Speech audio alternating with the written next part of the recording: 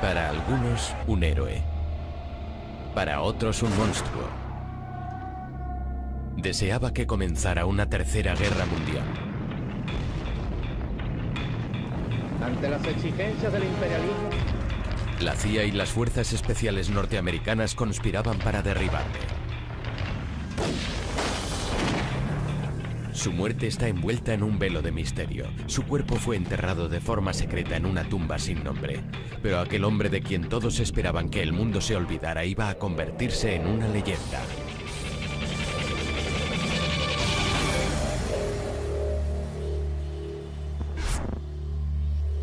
Che Guevara, vida de un rebelde. Jóvenes y revolucionarios de todo el mundo le veneran como a un gran personaje. Su rostro aparece en millones de camisetas, pero el Che Guevara auténtico no era una imagen bidimensional, sino un hombre muy complejo y con un objetivo determinado. El Che consideraba que formar parte de una guerrilla era la máxima expresión del género humano. Alguien a quien se prepara para sacrificarse por un ideal, en este caso por la causa del marxismo-leninismo, como solución para los males de la humanidad. Y el único modo de cambiar por completo el orden mundial dominado por el capitalismo yanqui. John Lee Anderson, en su biografía Che Guevara, una vida revolucionaria, explora al hombre que hay detrás del mito. En primer lugar, quería averiguar qué había llevado al hijo de una antigua y acomodada familia argentina de clase media, con todo a su favor en la vida, a abandonar una existencia cómoda y convertirse en el revolucionario más famoso e implacable de su época. 14 de mayo de 1928. Che Guevara nace como Ernesto Guevara de la Serna en la ciudad de Rosario, Argentina. El padre del Che era Ernesto Guevara Lynch. Su madre Celia procedía de una ilustre familia española. en Altagracia y en general en Buenos Aires también. Carlos Figueroa es un... Altagracia, que eran, podían ser Cádiz, o hijos de choferes, o hijos de caseros. No hacían absolutamente ni... El mayor de los 4 hijos, Ernesto, padece asma crónica, una enfermedad que le importunaría toda la vida. La familia se traslada a Altagracia, una ciudad en la montaña, esperando que su clima seco mejore la afección de su hijo. En Altagracia, Ernesto conoce a Calica Ferrer. Cuando éramos jovencitos, aclaro que Ernesto tenía muy mal oído, bailaba, le decíamos que bailara una cosa y estaban tocando. El Ernesto adolescente era famoso por su hipersexualidad. Tuvo su primera experiencia con una sirvienta de la familia. Intentaba seducir a todas las mujeres de cualquier tipo, edad o apariencia. Uno de los rasgos más insólitos de Ernesto es su falta de higiene, lo que le hace ganarse el apodo de chancho, en otras palabras, cerdo. Que él le llamaba la semanera, que la cambiaba una vez por semana. Y entonces le pusimos chancho y ahí quedó chancho. Pero a pesar de sus excentricidades, Ernesto tiene un lado muy introspectivo. Siempre estaba buscando, no sé, el sentido de la vida. Ernesto siempre se destacó por ser adelantado, muy intrépido, muy valiente, siempre... Nehru, Gandhi, Steinbeck y Follner y Mussolini. Era un lector voraz. Aunque se matricula en la Facultad de Medicina, la verdadera educación de Ernesto proviene de los viajes que hace por la subdesarrollada Latinoamérica. Alberto Granado era un estudiante mayor que él. Le propuso hacer un viaje en moto a lo largo y ancho de Latinoamérica. Se trataba de buscar algo más allá de los privilegiados confines donde habían nacido. Deja aparcada su licenciatura en medicina y el 4 de enero de 1952, Ernesto y Alberto se ponen en camino en una vieja Norton denominada La Ponderosa II. Lo único que podíamos ver era el polvo del camino y a nosotros en la moto devorando kilómetros en nuestro viaje al norte. Viajaron hacia la Patagonia y cruzaron Chile, donde la Ponderosa finalmente se agotó. Abandonan la moto y viajan a pie y en la parte de atrás de los camiones y se dirigen a la zona interior de Chile. Subieron al norte para ver la mina de cobre a cielo abierto más grande del mundo, Chuquicamata, que ocupaba un lugar preponderante en la imaginación de los latinoamericanos de aquella época, ya que pertenecía y era explotada por Estados Unidos. Era esa noción de la empresa brutalmente capitalista explotando a los trabajadores locales. Las compañías norteamericanas como Anaconda y Kennecott monopolizan la industria minera de Chile. Las empresas norteamericanas iban a América Latina por dos razones: materia prima barata y sueldos bajos. Para un joven nacionalista e idealista de principios de los años 50, fue muy duro constatar las políticas que Estados Unidos practicaba en Latinoamérica. Vio algo que no había visto antes. Vio el rostro de la miseria. En América, siendo como era Ernesto, realmente le chocó terriblemente. De Chile, Ernesto y Alberto se dirigen a Perú y después siguen hasta Venezuela. Tras 7 meses en la carretera, Alberto decide quedarse en Venezuela, mientras que Ernesto vuelve a Buenos Aires para terminar su último año en la Facultad de Medicina con una nueva conciencia social. Todo este recorrido por nuestra América, con A mayúsculas, me ha cambiado más de lo que esperaba. Cuando terminó me dijo, ¿viste? Vos no me creías. Me acabo de recibir del médico. Preparémonos que nos vamos ya de viaje. Ese es el último viaje de acá de la Argentina. Ernesto y Calica se dirigen a Bolivia. En el camino conocen a otros jóvenes viajeros. Conocer, es decir, Ernesto siente gran curiosidad por el fervor político de los estudiantes y la situación en Guatemala, donde el presidente Jacobo Arbenz está intentando provocar una revolución social mediante una reforma agraria. Arbenz intentaba nacionalizar las tierras no aprovechadas de las grandes empresas norteamericanas de plátanos y frutas, especialmente United Fruit. Por supuesto, la compañía United Fruit estaba muy vinculada a la administración Eisenhower. El secretario de Estado John Foster Dulles había pertenecido al Consejo de Administración de United Fruit y además era el hermano de Alan Dulles, director de la CIA. United Fruit pagó a un cualificado especialista en relaciones públicas para que fomentara el temor a una amenaza comunista en Guatemala, este pequeño y empobrecido país. 24 de diciembre de 1953. En medio de este ambiente cargado, Ernesto llega por primera vez a Guatemala. Muy pronto le presentan a una mujer peruana llamada Hilda Gadea. Hilda se enamoró perdidamente de él de inmediato. Incluso llegó al punto de empeñar algunas de sus joyas para pagar el alojamiento de Ernesto, y finalmente comenzaron a dormir juntos. Ernesto conoce a través de Hilda a los seguidores de un abogado cubano de 26 años, Fidel Castro. Este había encabezado un asalto al cuartel de Moncada, la segunda guarnición más grande que había en Cuba, en su audaz intención de derrocar al presidente de Cuba, general Fulgencio Batista.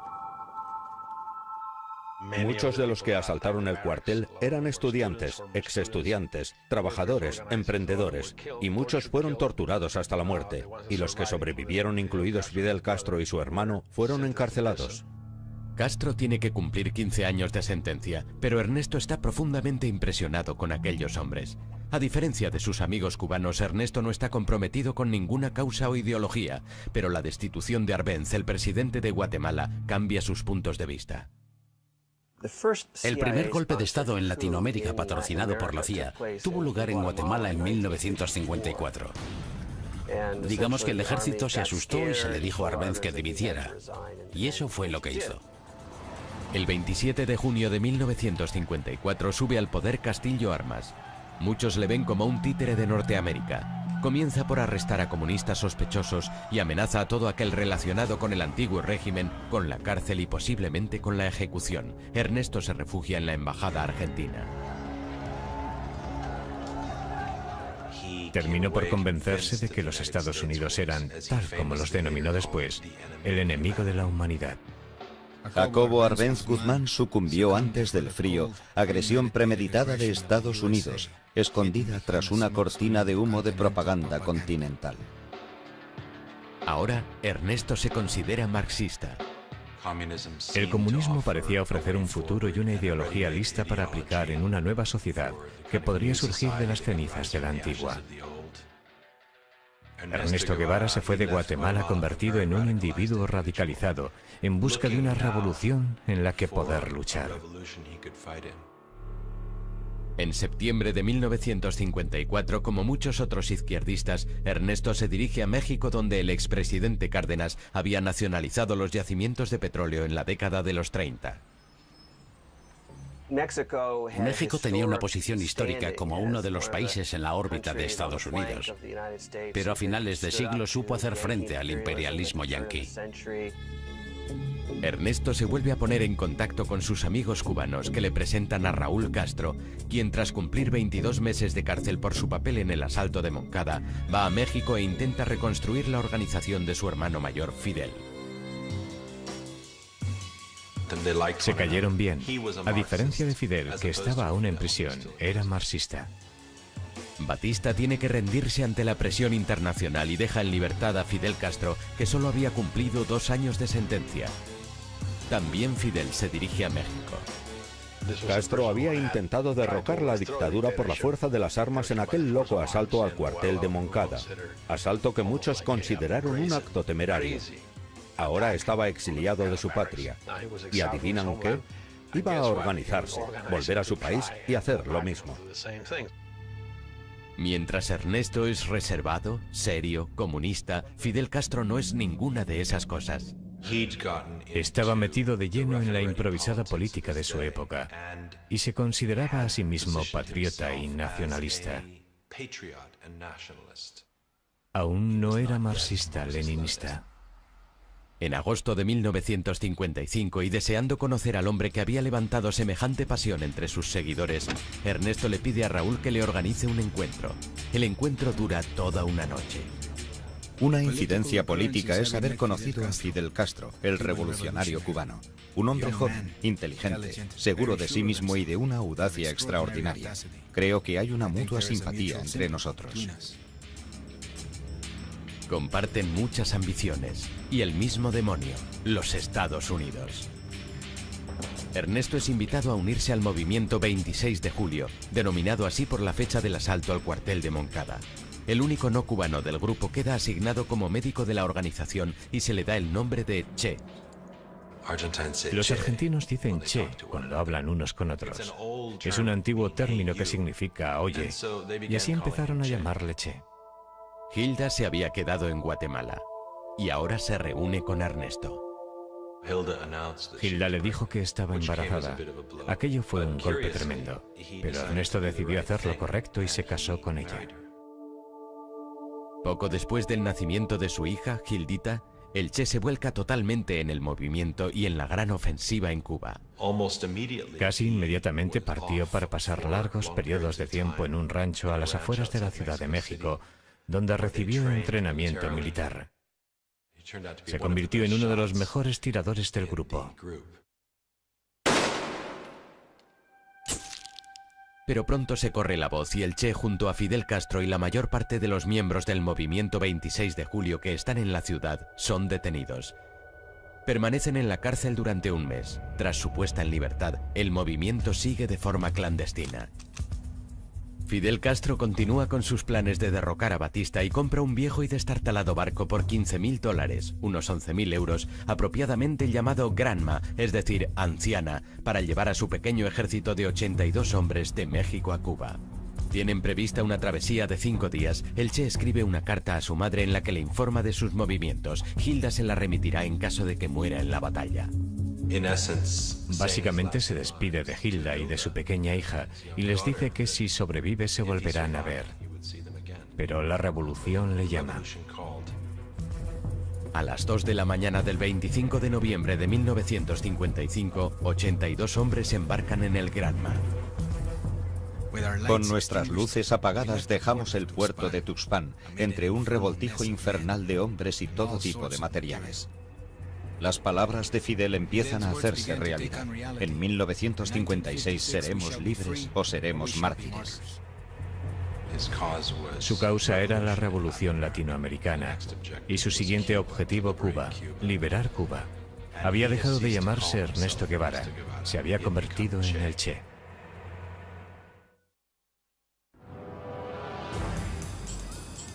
El 25 de noviembre de 1955, un Che Guevara de 27 años emprende junto a Fidel Castro y otros 80 hombres una expedición armada para derrocar al presidente de Cuba, Fulgencio Batista. El pequeño ejército embarca en un viejo barco llamado Granma y se dirige a La Habana. A 150 kilómetros de la costa de Florida, la isla de Cuba disfruta los beneficios de una industria turística en auge. La Habana era el prostíbulo del Caribe, era un lugar donde los norteamericanos iban a pasar fines de semana de desenfreno. Había espectáculos de sexo en vivo, coristas, estaba llena de prostitutas y de drogas. Era un ambiente de carnaval al que muchos turistas norteamericanos acudían en manada. Había algunos aspectos positivos, pero había otra Cuba, y la otra Cuba estaba gobernada militarmente por la dictadura. Aunque la administración Eisenhower apoya a Batista, muchos cubanos le consideran un dictador despiadado. Fulgencio Batista era el mayor matón que hubiera gobernado nunca en un país latinoamericano. Y era alguien de quien se daba por hecho que estaba en deuda con los intereses económicos de Estados Unidos, con los intereses de la mafia norteamericana en Cuba. El séptimo día de la travesía a bordo del Granma ha sido turbulento. Todo el barco tenía un aspecto tan ridículo como trágico. Hombres con rostros angustiados agarrándose el estómago, algunos con las cabezas metidas en los cubos, otros tumbados en posiciones extrañas, inmóviles, con sus ropas manchadas de vómitos. Fue un absoluto desastre. Se desorientaron, se cayó un hombre por la borda. Después le salvaron. Cuando finalmente llegaron a la costa de Cuba, atracaron en el lugar equivocado. Llegan a Cuba con 2 días de retraso y a plena luz del día. Cuando el viejo barco se acerca a la playa Las Coloradas, choca con un banco de arena. Se hundieron y tuvieron que tomar tierra en una marisma. Antes de que el escuadrón tenga la oportunidad de reagruparse, la Fuerza Aérea de Batista les ataca y el Che y el resto del grupo de Fidel Castro corren a ponerse a salvo. Durante los 3 días siguientes consiguen eludir a las fuerzas enemigas, pero el 5 de diciembre se les acaba la suerte. En unos segundos, un vendaval de balas.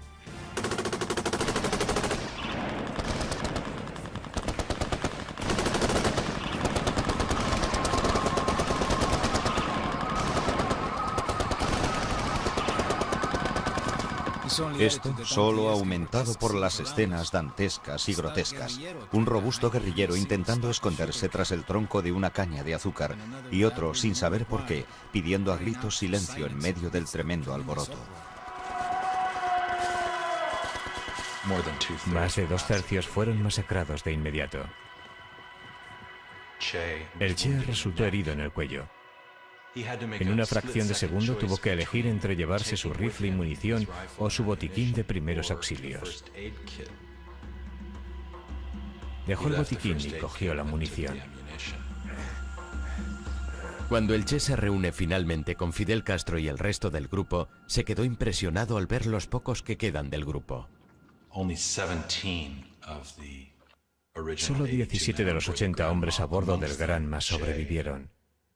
Entre ellos el Che y los hermanos Castro, Fidel y Raúl.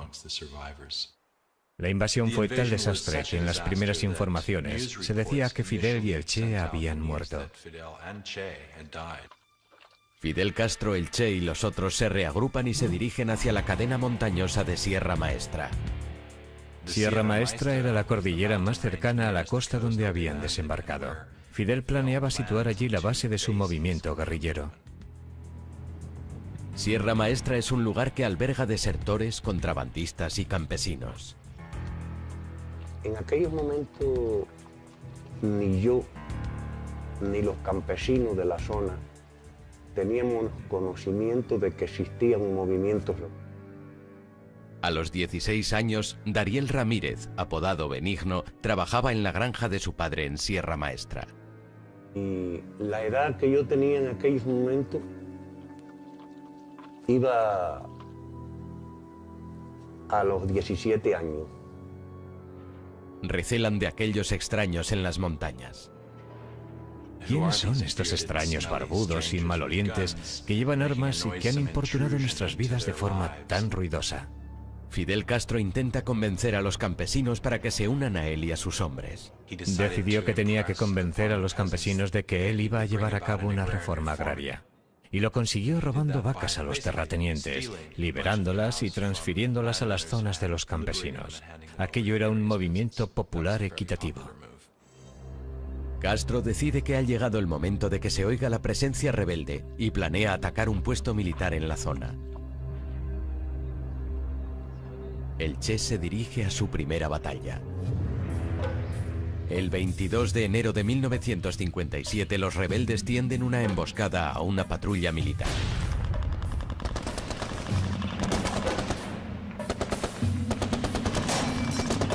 Cuando suenan los primeros disparos, el Che se encuentra cara a cara con el enemigo.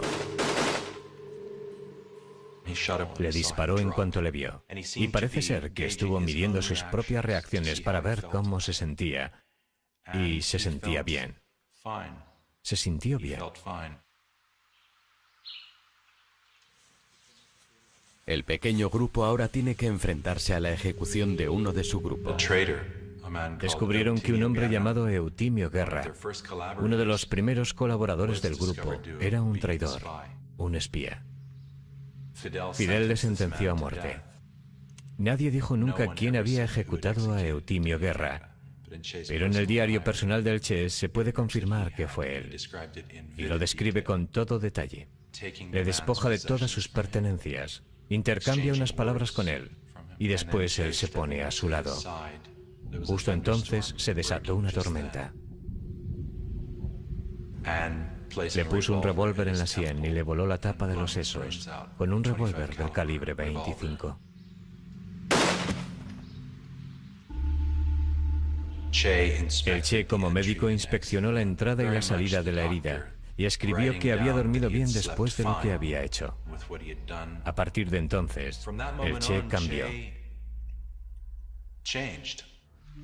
La guerra es dura. Y cuando el enemigo estaba intensificando su agresividad, uno no podía tolerar ni siquiera la sospecha de una traición. Desconozco el número total de los ejecutados por Che Guevara, pero ciertamente fueron muchos.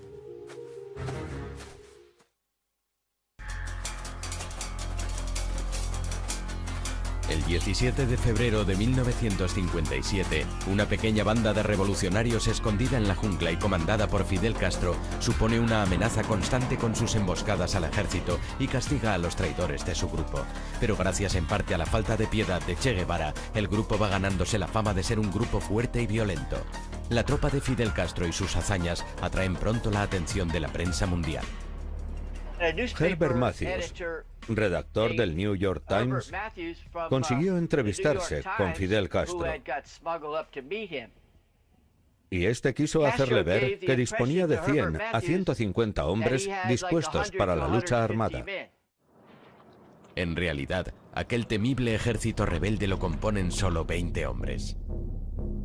Cuando un mes después se publica el artículo, se confirma que Fidel y el Che han sobrevivido al ataque inicial de las fuerzas de Batista y que su movimiento se está desarrollando en Sierra Maestra. En respuesta, Batista despliega 1.500 soldados más para dar caza a los rebeldes. A partir de ese día, yo me convertí en un colaborador del grupo de Fidel y el Che, ¿no?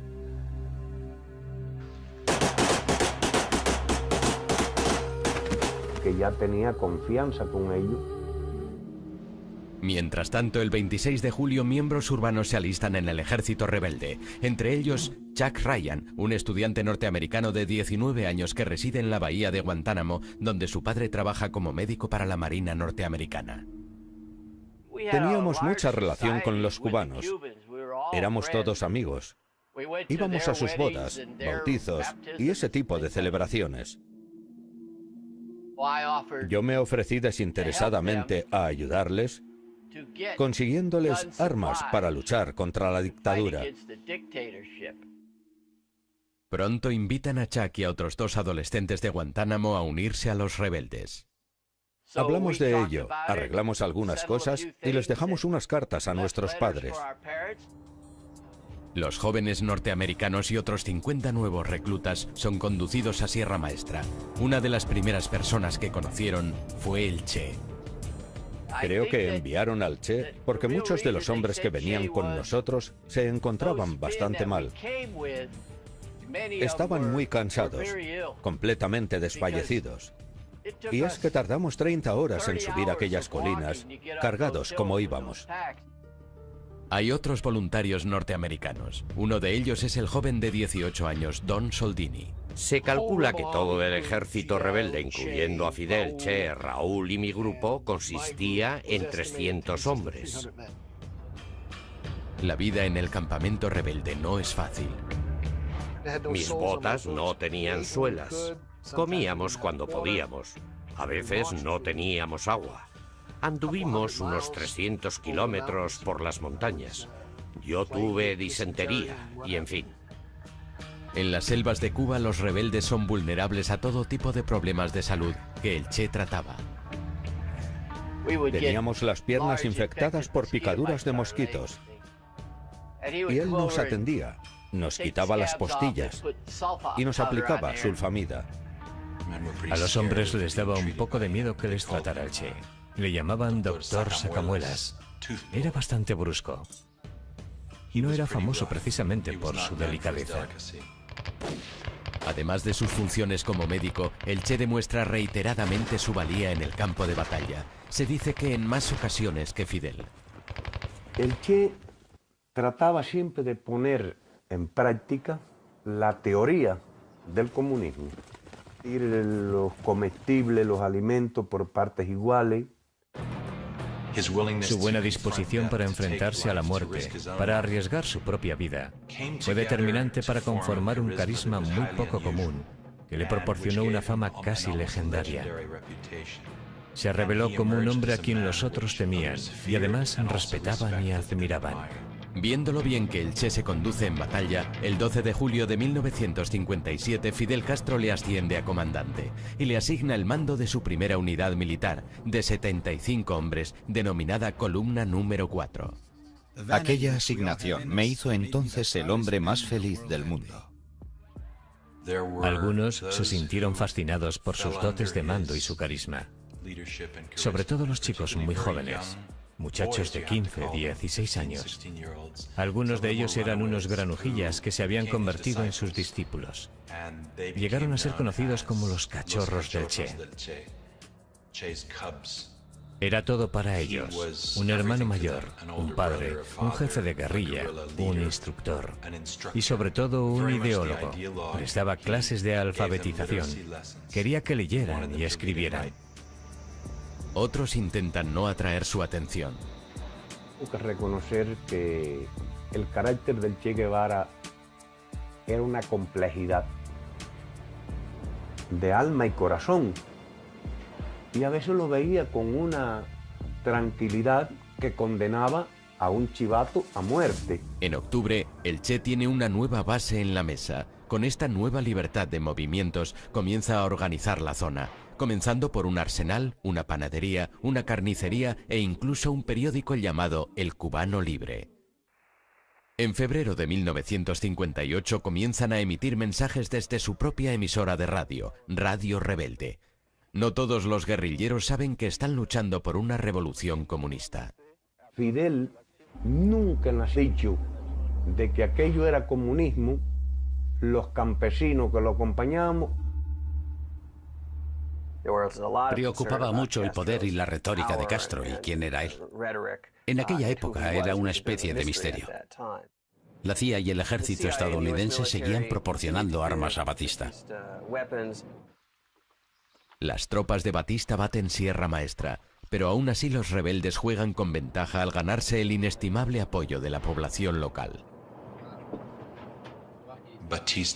El ejército de Batista estaba contra las cuerdas y Fidel eligió al Che para llevar la guerra al norte. Tras 18 meses en Sierra Maestra, es el momento de extender la guerra a otras partes de Cuba. Che Guevara y su columna marchan 600 kilómetros hacia la provincia de Las Villas, estratégicamente situada cerca de Santa Clara y la cuarta ciudad más grande de Cuba, a solo 4 horas de La Habana. A finales de 1958 conoció a Aleida March. Ella apoyaba el movimiento del 26 de julio. Aleida había pasado clandestinamente armas y mensajes desde las ciudades hasta el campamento del Che, pero en una de esas misiones la descubren. Acabó en las montañas y uniéndose al grupo del Che. Y al cabo de las semanas, cuando dejaron la Sierra del Escambray para luchar contra el ejército de Batista en las ciudades cercanas a Santa Clara, se convirtieron en amantes. Mientras tanto, la guerra de guerrilla se intensifica.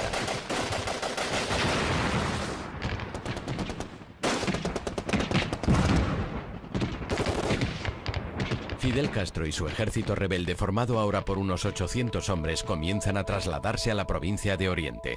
Mientras, el Che ataca cuarteles del ejército utilizando tácticas psicológicas de la guerrilla para ahuyentar al enemigo.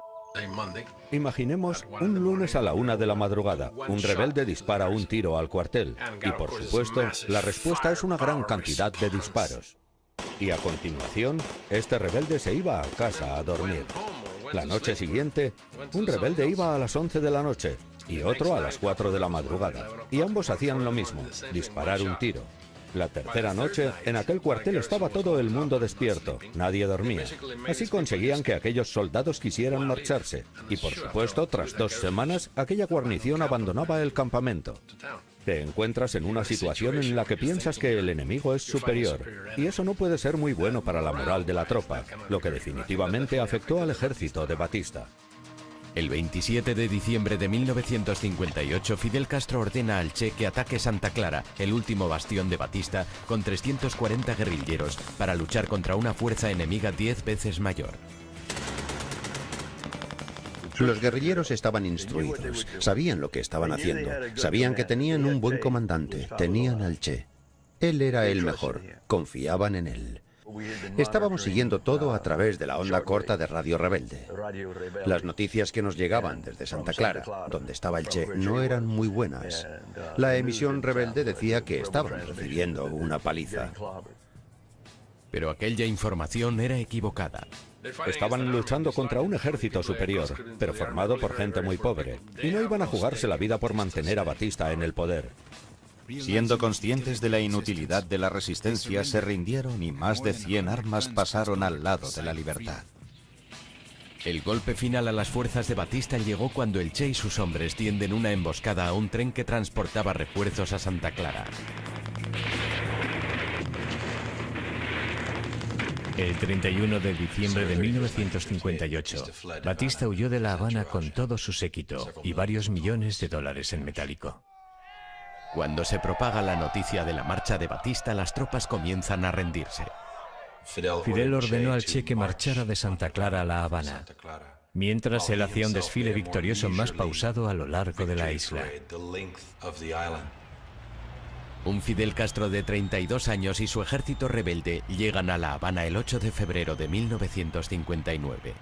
Hoy todos los ojos de los poderosos opresores y de los esperanzados están fijos en nosotros. El sueño del Che es el de una Latinoamérica unida y socialista, un nuevo orden mundial que no casa bien con los Estados Unidos. Para lograrlo, el Che extenderá la revolución por todo el continente, pero antes se va a derramar más sangre.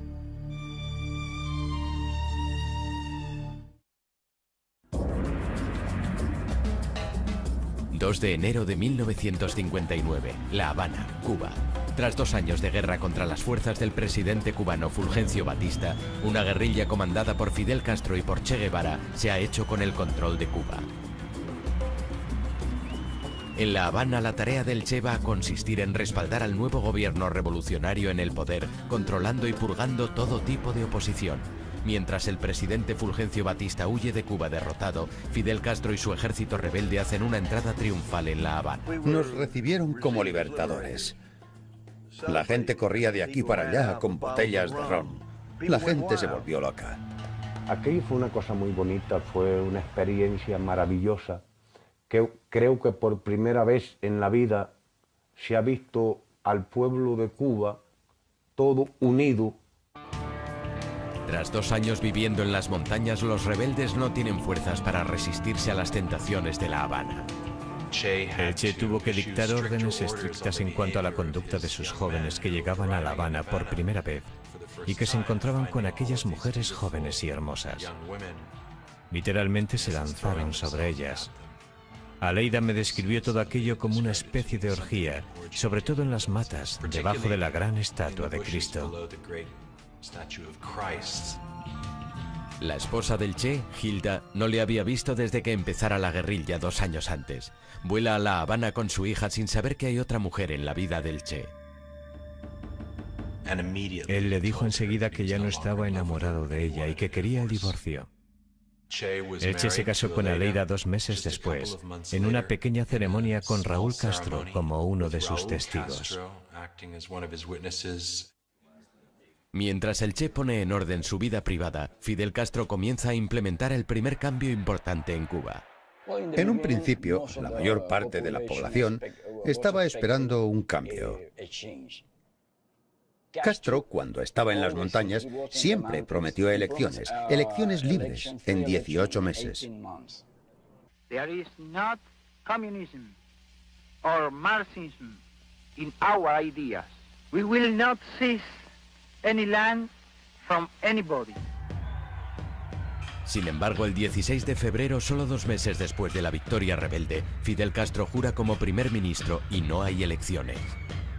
Entonces, ciertos segmentos de la clase profesional, la élite y la clase media, comenzaron a desconfiar de Castro y de su régimen. Hubo un debate que comenzó casi desde el primer día que Castro tomó el poder, y era si era comunista o no. Y parte de ese debate se centró en el Che Guevara, quien obviamente pronto apareció en la pantalla de radar de la CIA. Temiendo que una alianza con un conocido comunista podría hacer peligrar su posición, Fidel Castro mantiene al Che a distancia. Ordenó al Che que se hiciera cargo de la fortaleza La Cabaña, que es una antigua plaza fuerte colonial que domina el puerto de La Habana y la ciudad. Allí fueron juzgados los criminales de guerra. El Che ordena la ejecución de los sentenciados como culpables. Es decir, seguir haciendo lo que ya había hecho en la guerra. Juicios sumariales a torturadores, a los hombres acusados de crímenes de guerra y llevando a término sus ejecuciones. Las ejecuciones ante el pelotón de fusilamiento se llevaban a cabo en La Cabaña. El guerrillero norteamericano Neil McCauley había pasado muchos meses con los rebeldes y ayudaba a adiestrar a los soldados. El jefe del pelotón de fusilamiento se dirige a él para que lleve a cabo la primera ronda de ejecuciones públicas. Le dije, esto es cosa de los cubanos, háganlo ustedes. Y él me dijo, no, porque ¿qué pasa si lo hacen mal? Necesitamos a alguien que al menos dé en el blanco. Me convenció. No me importaba. Iba a disparar a aquellos tipos con mucho gusto. Así que me acerqué, me puse al mando del pelotón de fusilamiento, les dirigí y le maté. Después acercaron al siguiente y también le maté.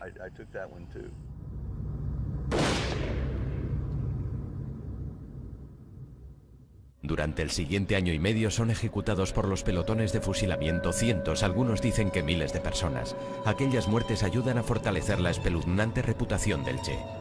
Ambos eran unos asesinos, unos criminales. Castro mató a miles de personas y Che Guevara también mató a miles de personas. Así que el Che también era un demonio.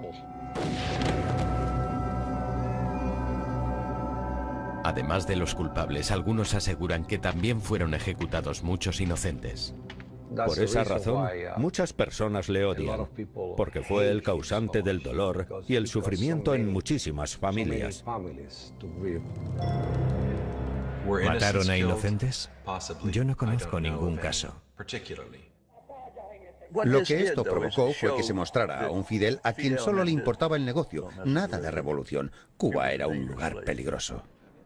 Mientras el Che continúa con los tribunales de guerra, las mismas preguntas que se hacen en Estados Unidos respecto al nuevo régimen se las hace también al otro lado del mundo el primer ministro soviético Nikita Khrushchev. Mi padre preguntó a la inteligencia, al KGB, a sus analistas políticos, ¿quiénes son esos tipos?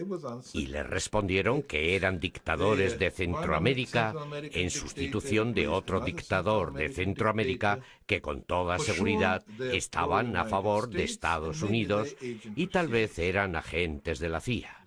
No tenían ni idea de que pudieran ser socialistas. Siendo consciente de que tiene que mitigar la preocupación de Estados Unidos, Fidel Castro viaja a Washington el 15 de abril de 1959.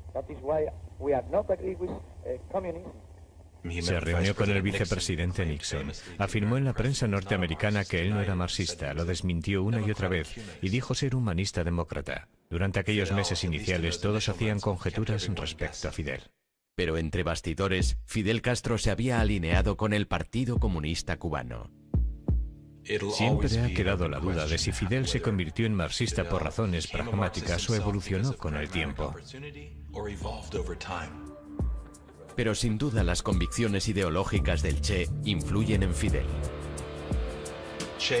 Durante los años en Sierra Maestra, el Che fue una caja de resonancia vital y un consejero de Fidel. Él le forjó como un hombre fuerte y revolucionario, y también contribuyó a su cambio de rumbo hacia la izquierda. Fidel Castro comparte con el Che ideología y la voluntad de cambiar Cuba.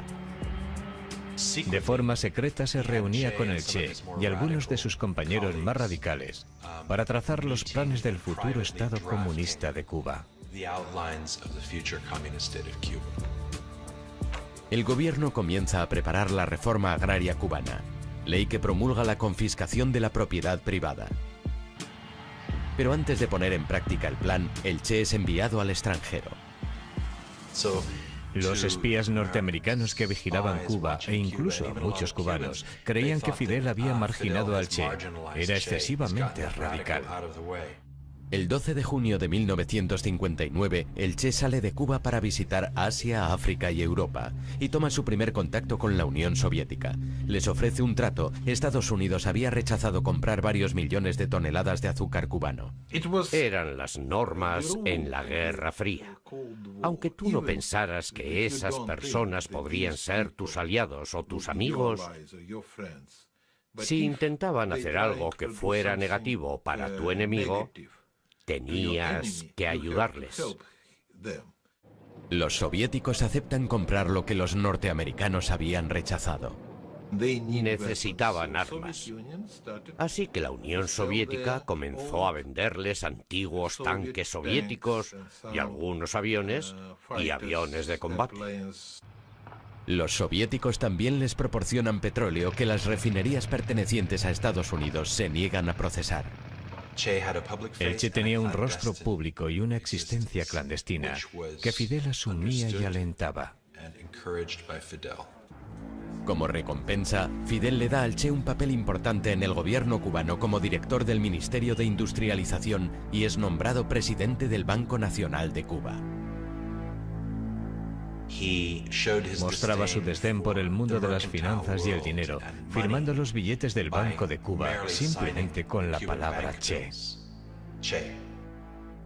Firmó las primeras monedas oficiales solo con la palabra Che. Y en mi opinión, aquello fue un insulto al pueblo cubano. Fue un insulto. La estructura capitalista de Cuba está llegando a su fin. Castro bajó el nivel de vida de Cuba, por lo que, en vez de hacer más ricos a todos, hizo muchísimo más pobres a todos.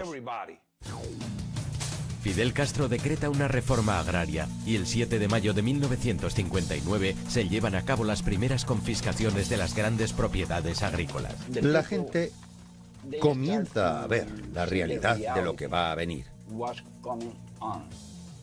Y muy pronto los cubanos comienzan su éxodo a Miami. Mientras miles huyen de Cuba, el Che aborda un plan incluso más radical.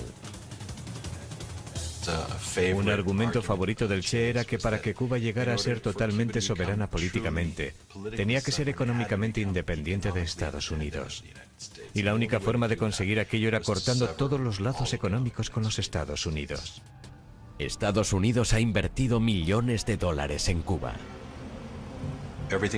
Todo pertenecía a Estados Unidos. La compañía eléctrica, los puertos, las minas, la línea aérea que volaba 2 veces al día a Miami, las cadenas de televisión. A la negativa de Estados Unidos de refinar el petróleo de Cuba, Fidel responde nacionalizando todas las compañías petroleras extranjeras.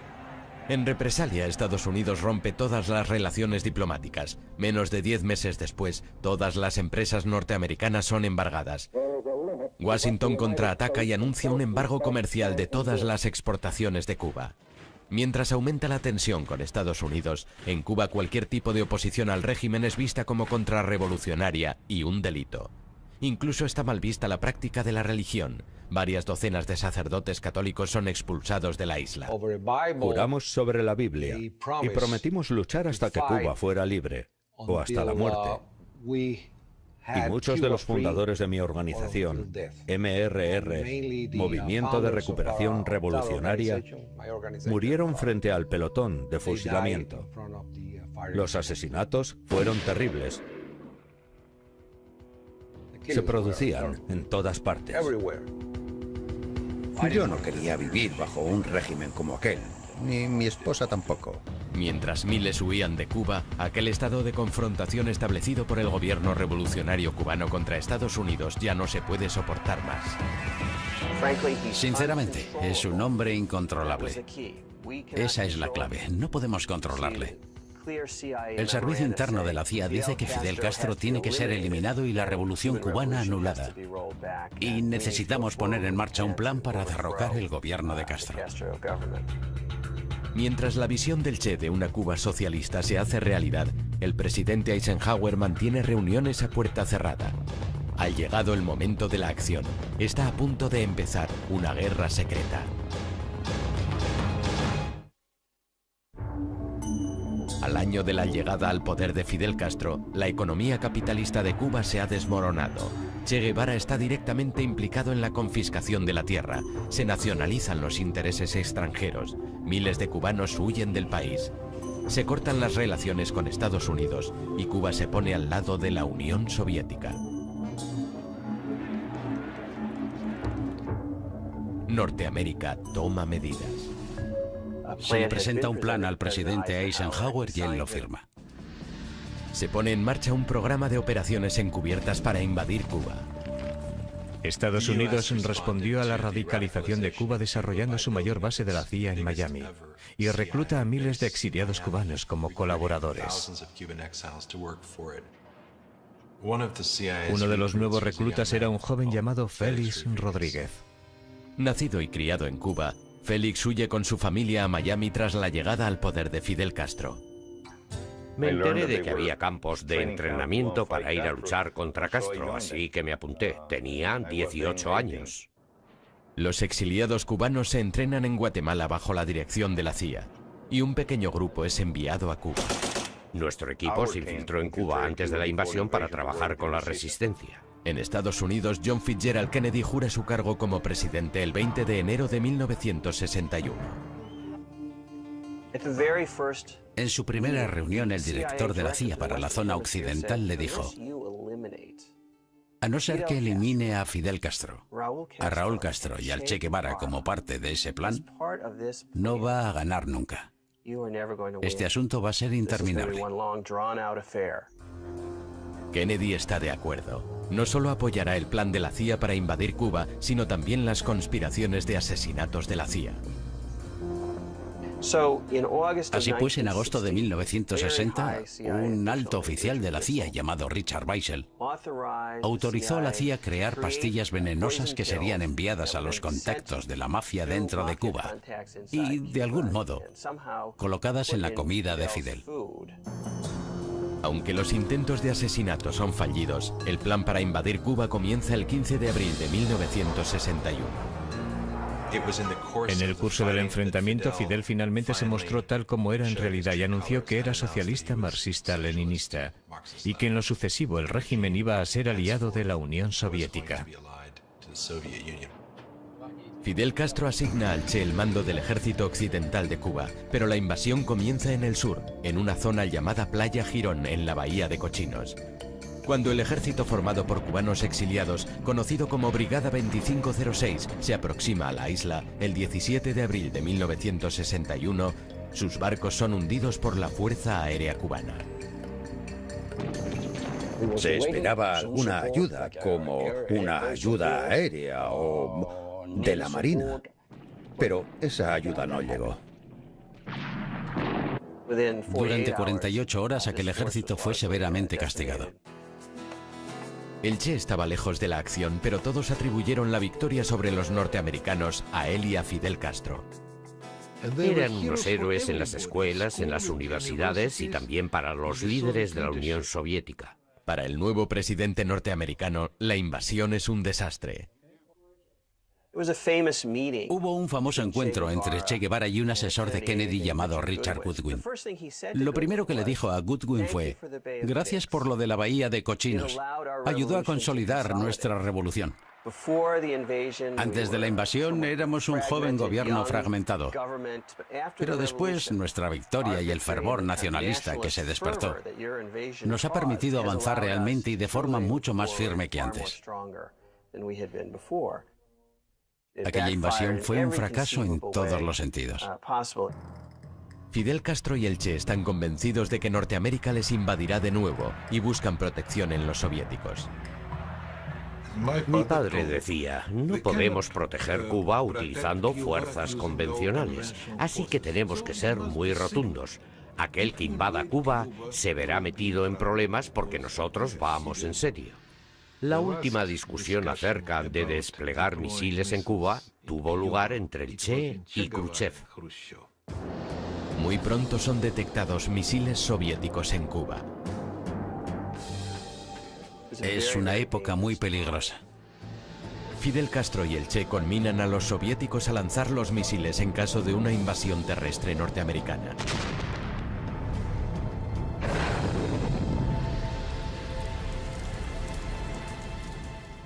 Castro se mostraba tan agresivo que Khrushchev le excluyó de aquellas negociaciones.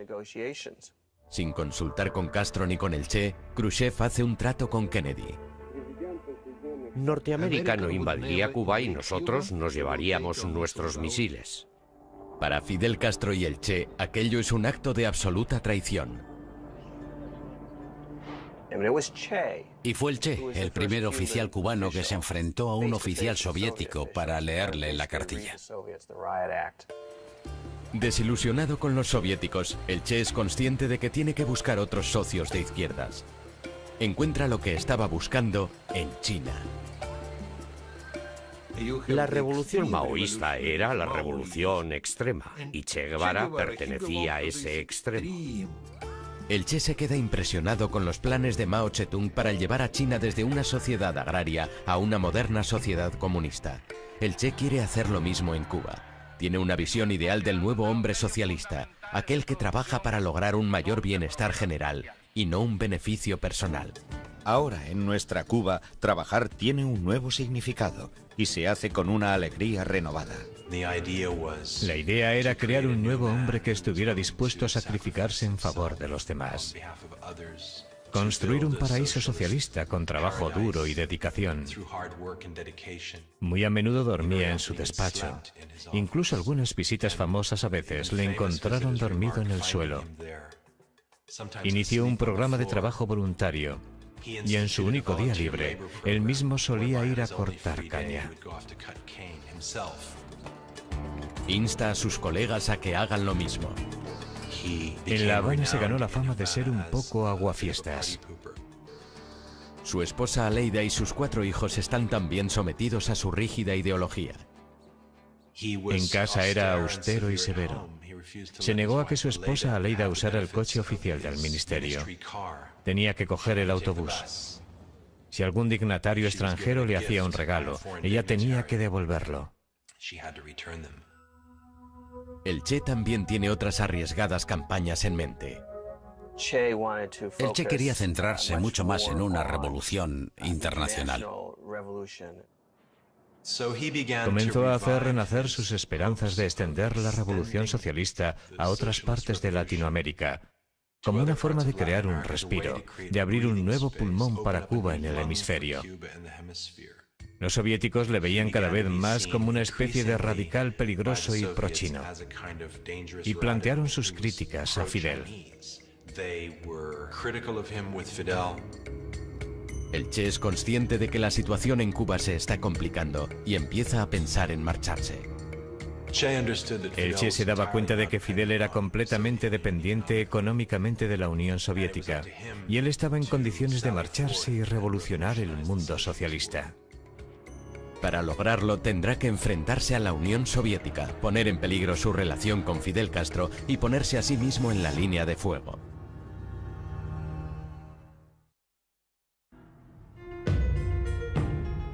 En 1963, la economía de Cuba sufre una debilidad sin precedentes. Los planes de Che Guevara de lanzar al país han fracasado.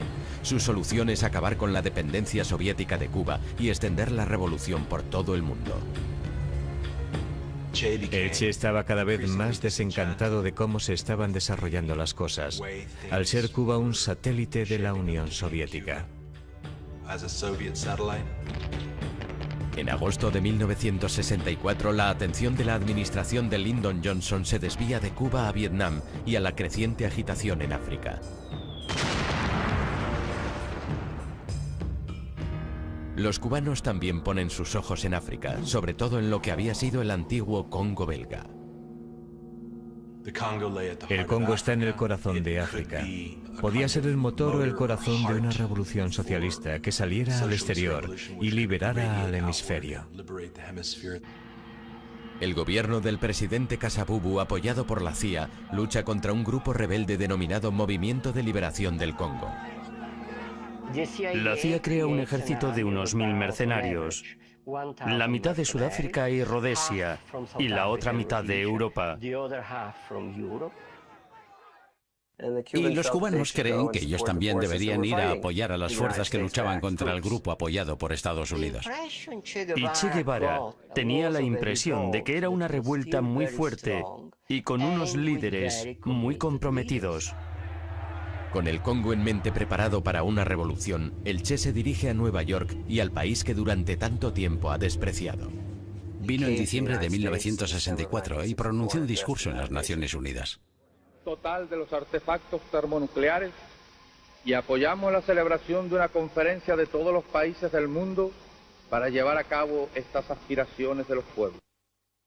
Vistiendo el uniforme verde de la revolución, critica la implicación de Estados Unidos en Vietnam y el conflicto en el Congo. Después una aparición en el programa de noticias Face the Nation. Más tarde se dirige al norte de África, a la ciudad de Argel, donde pronuncia un discurso criticando abiertamente a la Unión Soviética. El Che rompió su relación con los soviéticos. Cuando vuelve a La Habana, el Che y Fidel Castro tienen una reunión a puerta cerrada. Habiendo arremetido contra los soviéticos, que eran al fin y al cabo la mano que estaba dando de comer a Cuba, habiendo mordido esa mano, Fidel tuvo que decirle: Che, creo que es el momento de que te vayas. Y el Che le dijo: yo también pienso lo mismo. El Che cree que podrá volver a recuperar el apoyo perdido con una exitosa campaña en el Congo.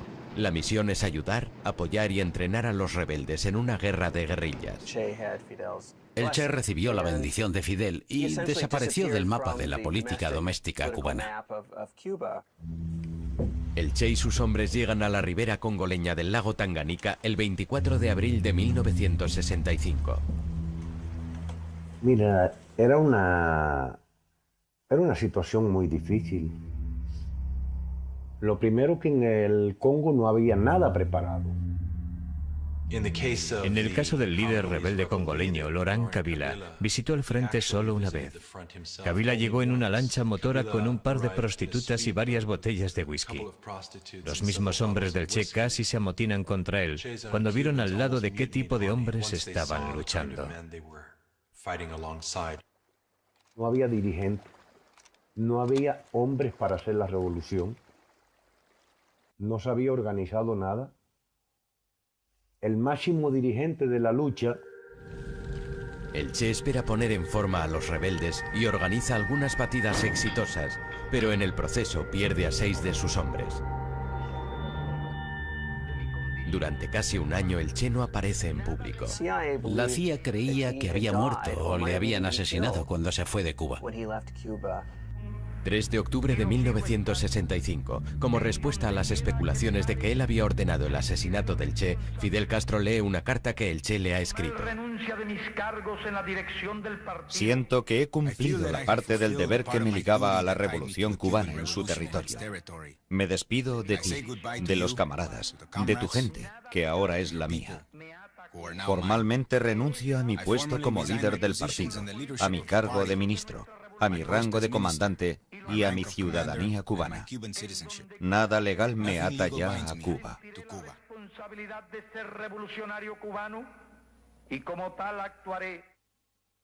El Che no esperaba que la carta se leyera en público. Y resulta que ya no lo era. Ni comandante de cubano ni de africano, porque de africano no podía ser, porque ya allí no había africano a quien mandar. El Che estaba viviendo un periodo muy negro. También recibió la noticia de la muerte de su madre. Estaba muy unido a su madre. Aquello fue algo realmente duro para él. Cuando el Che llega al Congo, ya llega transformado en otra persona. Ya no es el Che común, no es el Che. A mediados de octubre, las fuerzas gubernamentales y los mercenarios avanzan. Su campamento fue prácticamente destruido. La resistencia rebelde se desmoronó y al mismo tiempo el gobierno de Tanzania decide que no va a apoyar más esa guerra. Fidel insta al Che a que abandone la misión y sus hombres vuelvan a casa. El retrato que dieron del Congo fue ignominioso. Así fue como él lo describió, y contentos de haber podido salir con vida. Admitiendo la derrota, el Che se refugia en la embajada de Tanzania y después se traslada a una casa segura en Praga. Fidel le envió emisarios, instándole a recapacitar y volver. El Che se negó. No quería volver a Cuba después de haber dicho que se marchaba, y si fuera necesario, moriría liderando otras revoluciones en otros lugares. Pasado algún tiempo, Fidel le dijo al Che que había acordado un trato con el líder del Partido Comunista de Bolivia para que el Che fuera allí. No podía dejar escapar aquella oportunidad. En Bolivia el plan del Che es adiestrar a una guerrilla para comenzar una guerra de liberación que podría extenderse por todo el hemisferio. Esperaba desencadenar suficientes fuerzas insurgentes por todo el mundo que pudieran atraer a todo el arsenal norteamericano. Esto les distraería de Vietnam y a la larga toda su potencia se podría tambalear y cambiar el orden mundial de una vez por todas. Estaba intentando comenzar la Tercera Guerra Mundial. Una guerra que eliminará el capitalismo y en su lugar instaurará el comunismo. Si lo hubiera conseguido, habría cambiado el mundo. El Che jamás consideró que podría fracasar.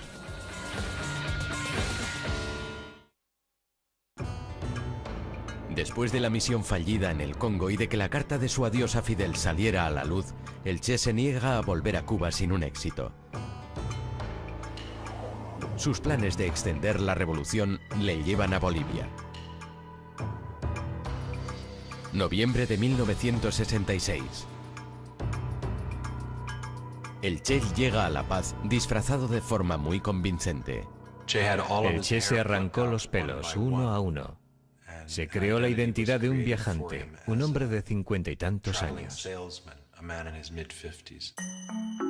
Se dirige a la base de Nancahuazú, donde se reúne con Loyola Guzmán y otros miembros del Partido Comunista de Bolivia. Era militante de la Juventud Comunista de Bolivia desde el 60 y por esa razón, como era parte de la Dirección Nacional de la Juventud Comunista, el Che explica la misión al grupo.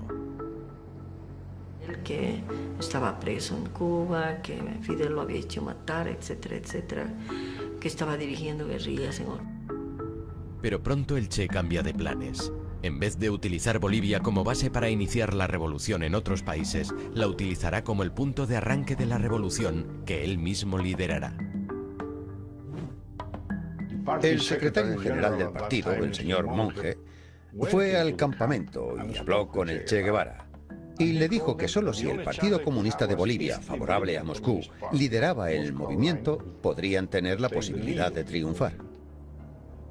El Che rechaza renunciar a su puesto de líder. El partido se ha alzado en armas contra nosotros y no sé a dónde nos llevará esto, pero eso no nos detendrá. Pero la pérdida de apoyo del grupo de Monge deja al Che con tan solo 24 soldados, entre ellos algunos de sus viejos camaradas cubanos. En Bolivia, el disfraz del Che va cambiando. Pues nos habíamos pasado 5 meses entrenándonos. Lo único que no estaba era lo que Fidel nos había prometido. Para empeorar las cosas, el apoyo al movimiento de los campesinos que fue tan importante en Cuba no lo encuentran en Bolivia. Tuvimos una reforma agraria en 1952, así que cada campesino era dueño de su propia tierra. Teníamos un gobierno democrático y prensa libre. La región del Chaco de Bolivia, donde el Che decide comenzar su campaña, es también bastante inhóspita. Donde inclusive no aparece el habla quechua, el habla que hay en esa zona. Aún así, el Che continúa con sus planes. Si pudo lograrlo en Cuba, también podría conseguirlo en Bolivia. 19 de marzo de 1967, al Che y sus hombres se unen unos cuantos viejos conocidos, entre ellos el marxista francés Regis Debray y 2 viejos adeptos a la revolución, el artista Ciro Bustos y una antigua espía de la Alemania del Este y supuesta agente del KGB llamada Tania. Firmemente comprometida con la causa comunista, Tania es el único enlace entre la guerrilla y el mundo exterior. Tania, al perder nosotros a Tania, perdimos todo. Porque aún con la negación del Partido Comunista de Bolivia de no incorporarse a la lucha, con todo el engaño de... Pero en una de sus incursiones por la selva es descubierta. Tania tiene que quedarse con la guerrilla, pero para algunos las condiciones son demasiado difíciles. La primera información salió de los desertores. Ellos confirmaron la información de que había extranjeros en la región armados y con la intención de crear un ejército guerrillero. El ejército envía a la zona una patrulla de 40 hombres. Y la guerrilla tendió una emboscada a aquella patrulla. Y el 10 de abril tuvimos otras 2 emboscadas. La guerrilla tendió una emboscada a otras 2 patrullas. El Che decide dividir el grupo en 2. Un líder rebelde llamado Joaquín se quedará en la retaguardia mientras el Che va a la vanguardia. Da instrucciones a Regis Debray y a Ciro Bustos para que hagan llegar un mensaje a Fidel Castro. En el intento son capturados y hechos prisioneros por el ejército boliviano. El sargento Miguel Arroyo les interroga.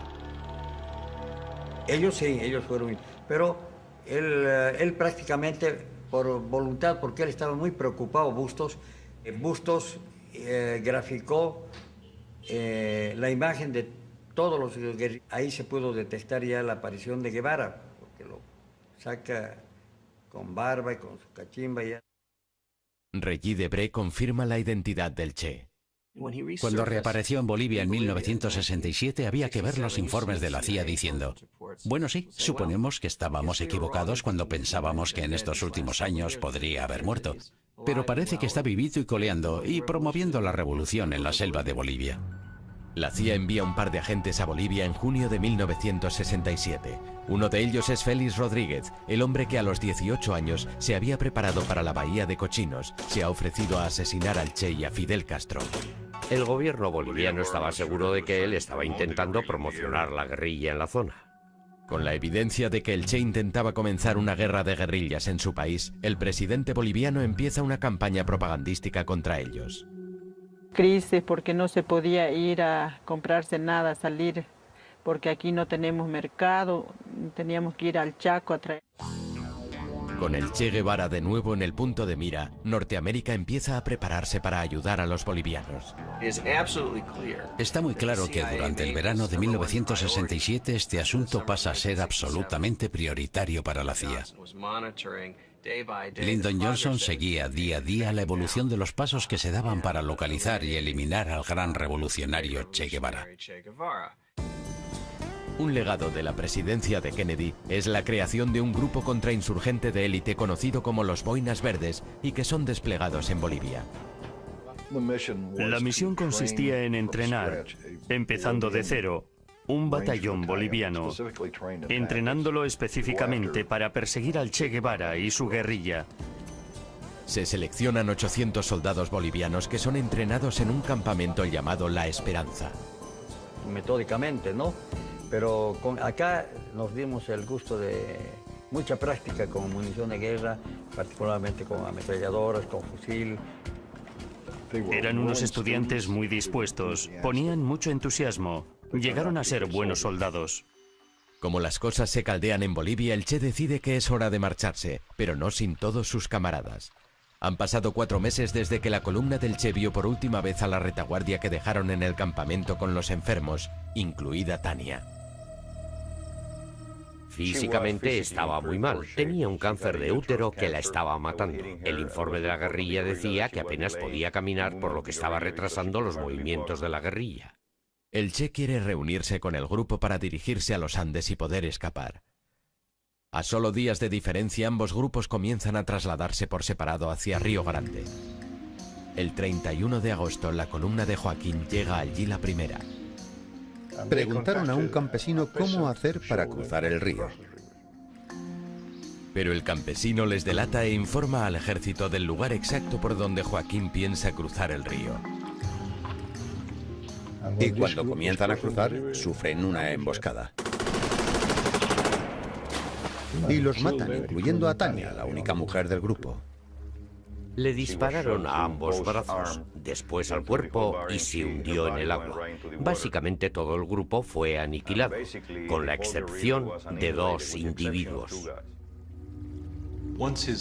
Una vez que sus camaradas de la segunda columna fueran eliminados, la historia de Che Guevara en Bolivia fue realmente una historia de supervivencia. Una especie de viaje épico. Se movieron por una jungla terrible, calurosa, llena de espinos, hacia los Andes. Desnutridos, sufriendo emboscadas, enfermos. En septiembre, un Che de 39 años y sus hombres han estado moviéndose por la dura jungla boliviana durante 10 meses. El Che pierde casi la mitad de su peso. Su cabello está apelmazado y largo. Sus hombres tienen alucinaciones. El chino Juan Pablo Chan, ciego, o sea, miope, sin gafas, se le habían roto. Tenía problemas en sus piernas, no se podía... El Che envía a Benigno a buscar las tan necesitadas provisiones. Cuando se acercaban al pueblo de La Higuera, se encontraron con una emboscada del ejército.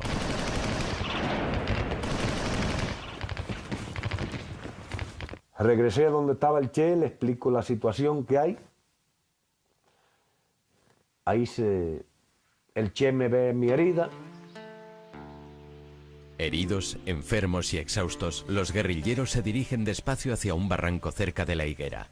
El 8 de octubre, un campesino de la zona les descubre y da parte a un oficial del ejército.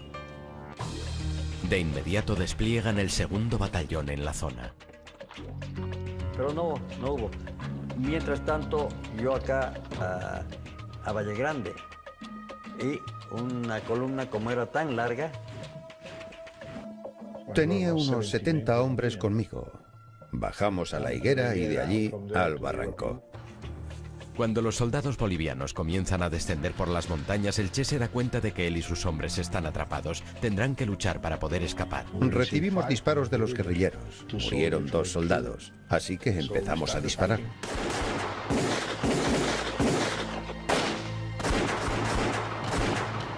Los soldados superaban en número a los guerrilleros. Algunos de los guerrilleros fueron asesinados. El mismo Che fue herido y de un disparo le arrebataron el rifle de la mano. Ya no podía disparar. Un guerrillero boliviano llamado Willy acude a ayudarle intentando ponerle a salvo. Por seguridad tenía 2 soldados arriba, a unos 15 metros. Y vieron a esos 2 individuos intentando salir del barranco. Avanzaban despacio. Los soldados esperaron hasta que estuvieron delante de ellos. Los 2 guerrilleros no tienen escapatoria. Una cosa que me llamó la atención es que llevaba un pequeño cazo con 6 huevos. Tenía mucho cuidado en proteger a aquellos huevos. Probablemente iba a ser su comida al día siguiente. Y le dije, ¿quién eres? Y él me contestó, soy el Che, y valgo más vivo que muerto. Ha hecho falta un ejército, pero finalmente Che Guevara ha sido capturado. Los bolivianos están sedientos de sangre, pero los únicos que pueden salvar al Che son aquellos a los que él odia tanto.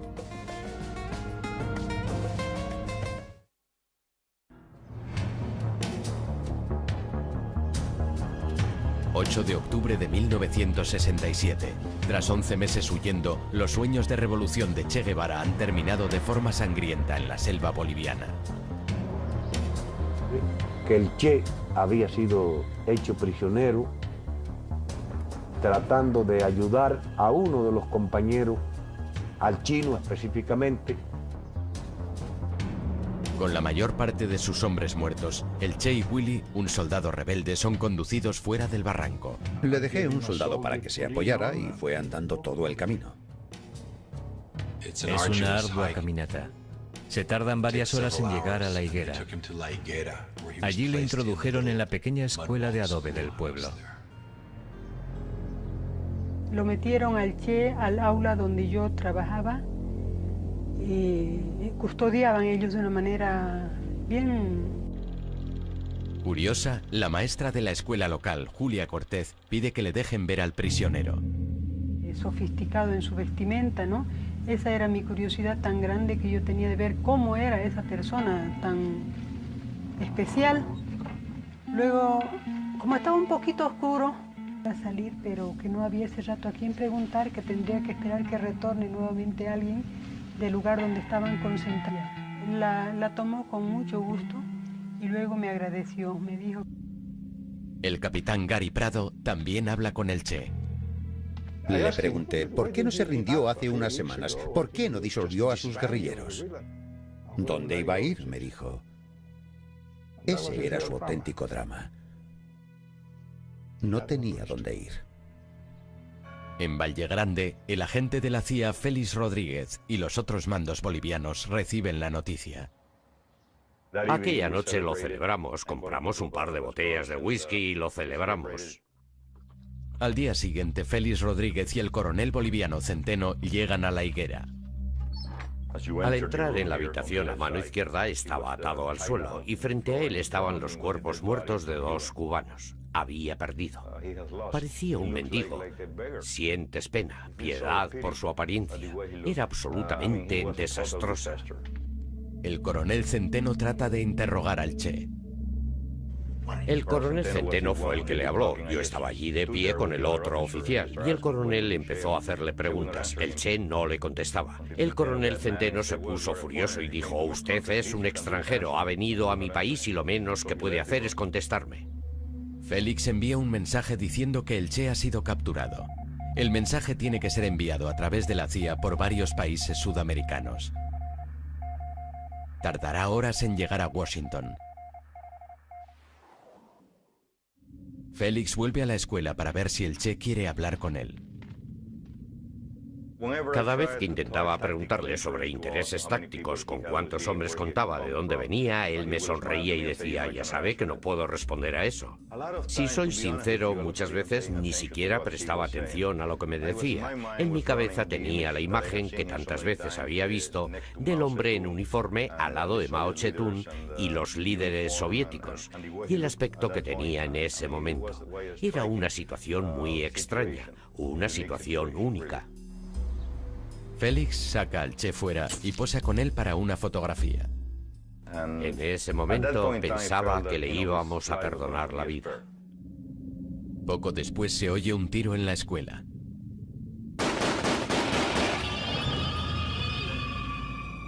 Pensé que le habían disparado al Che. Fui corriendo, abrí la puerta y él me miró. Le miré, fui a la otra habitación y le vi a Willy que estaba agonizando. Y el soldado que le disparó me dijo, mi capitán intentaba escapar, lo que era ridículo. Recibió la orden de ejecutarle. Al final de aquella mañana llega un mensaje del alto mando de Bolivia en La Paz, dirigido al oficial de mayor rango en aquel lugar. El coronel Centeno estaba en el campo, todos los capitanes estaban con él. Allí solo estábamos 2 tenientes y yo. En la higuera yo tenía el rango de capitán, por lo que me llamaron a mí. Los bolivianos tienen un código cifrado. Sabíamos de antes que 500 significaba el Che, 600 muertos, 700 mantenerle vivo. Les pedí que me lo repitieran y lo confirmaron. Era 500-600 del alto mando. Entonces fue cuando recibí la orden 500-600. El coronel Centeno regresa a la higuera. Félix le sugiere revocar la orden. Mi coronel, hay órdenes de sus mandos de eliminar al prisionero. La orden de mi gobierno es intentar mantenerle vivo a toda costa. Tenemos helicópteros y podemos llevarle de aquí a Panamá. Pero los bolivianos no se volverán atrás. El Che es demasiada responsabilidad. Lo quieren muerto. Custodiaban ellos de una manera bien responsable, ¿no? Estaban...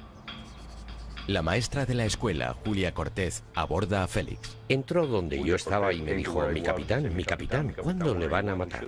¿Por qué dice eso? Me mostró la radio y me dijo, en la radio están diciendo que ha muerto a causa de las heridas sufridas en el combate. En ese momento me di cuenta de que no tenía sentido esperar más. Sin noticias de Washington y con el presidente de Bolivia exigiendo la muerte del Che, Félix decide proceder a la ejecución. Era su decisión, su guerra, y él atacó a su país. Era su responsabilidad y yo no podía interferir. Dejé que la historia siguiera su curso.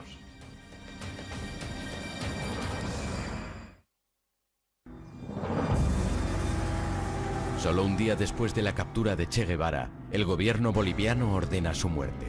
Las noticias afirman que ha muerto en la batalla. Encerrado en una celda junto a los cadáveres de sus compañeros, el Che espera su destino. El 9 de octubre, a las 12:30 del mediodía, el agente de la CIA, Félix Rodríguez, entra en la escuela.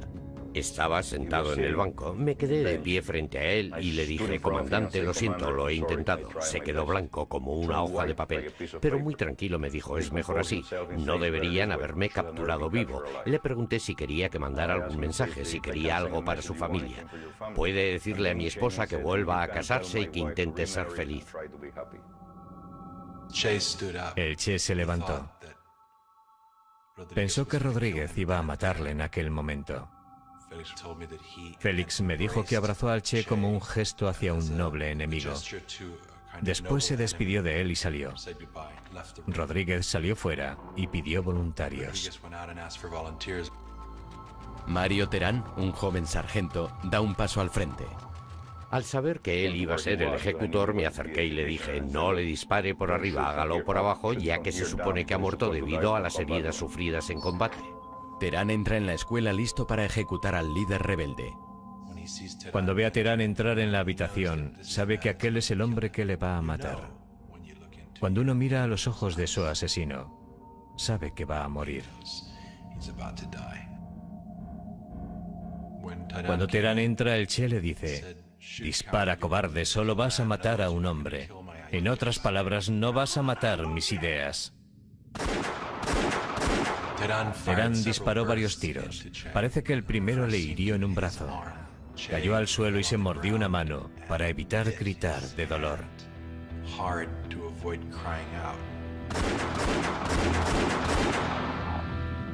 Después, Terán le remató con otra ráfaga. Entraron en su cuerpo unas 8 balas.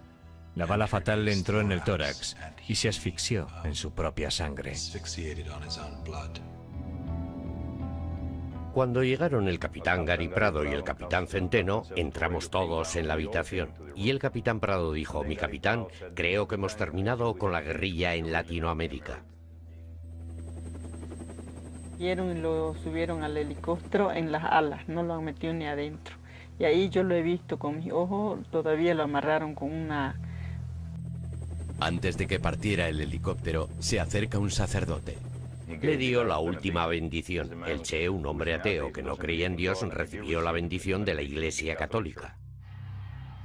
Trasladan el cuerpo del Che al hospital local en Valle Grande. Personas de la zona recorren kilómetros para ver su cuerpo. Uno de ellos es el fotógrafo local, René Cadima.